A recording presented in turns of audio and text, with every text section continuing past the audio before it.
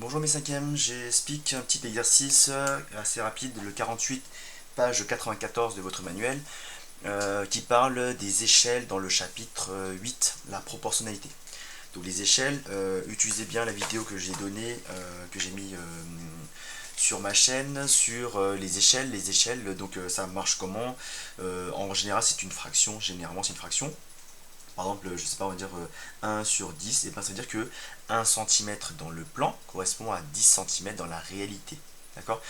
Si là je décide de prendre des décamètres, donc 1 décamètre, ça correspond à 10 décamètres dans la vraie vie. D'accord. Ça c'est le plan ou sur le schéma ou sur le dessin, et là c'est la réalité. Ok.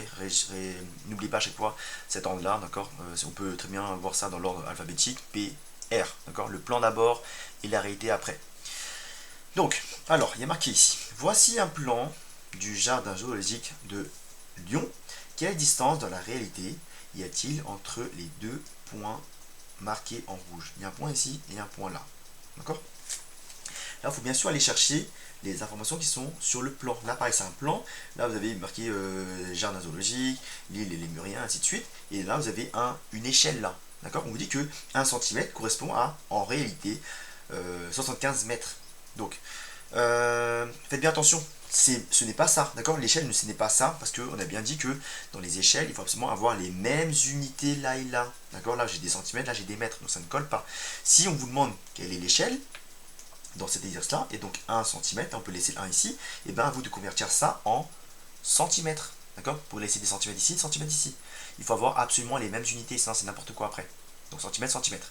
Donc là, j'ai déjà des centimètres en haut ici.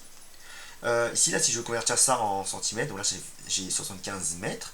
Si j'ajoute un 0, j'aurai 750 décimètres, et j'ajoute encore un 0 et j'aurai 7500 centimètres. Okay. Vu que là j'ai les mêmes unités, alors l'échelle est bien 1 sur 7500. Ça, c'est l'échelle. C'était pas demandé. Au cas où, si on vous demande, vous avez l'échelle qui est là. D'accord. Faites attention à avoir les mêmes unités. Si vous voulez pas travailler des centimètres, vous pouvez très bien changer et travailler avec des mètres par exemple, ou des kilomètres. Vous changez comme vous voulez. Là j'avais le choix entre centimètres et mètres parce qu'il y avait un qui est déjà en centimètres, un qui est en mètres.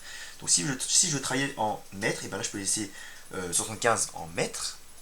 Et si vous voulez convertir ceci en mètres, aucun problème.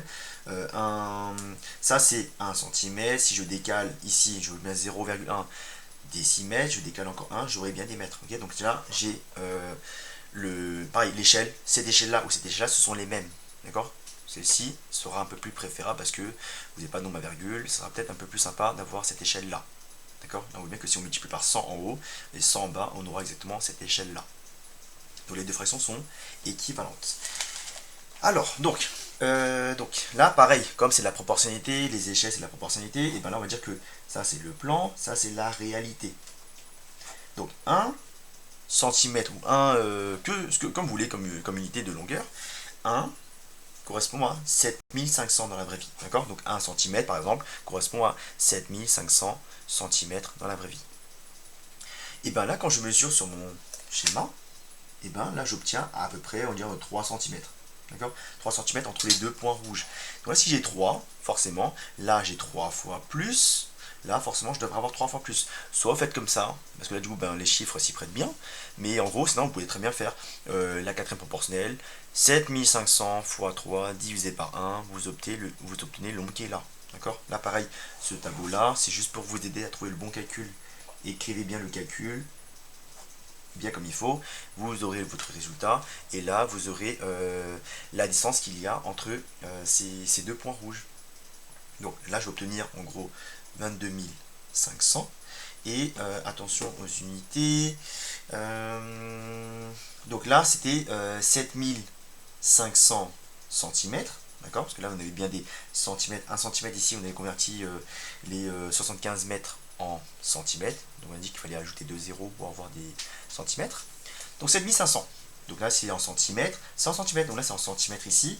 Donc là, 100 cm. Si vous voulez peut-être pas avoir ce nombre-là en centimètres, c'est un peu bizarre, et bien vous allez avoir, si là je décale une fois, deux fois, je vais avoir des mètres. Donc ça, en mètres, il y a 125 mètres entre les deux points rouges. Là, ici, on ne vous a pas précisé, on ne vous a pas imposé l'unité de distance. Donc quelle distance y a-t-il dans la réalité entre les deux points rouges? Et bien soit vous donnez cette réponse-là, soit cette réponse-là. rien n'est imposé, vous avez le choix.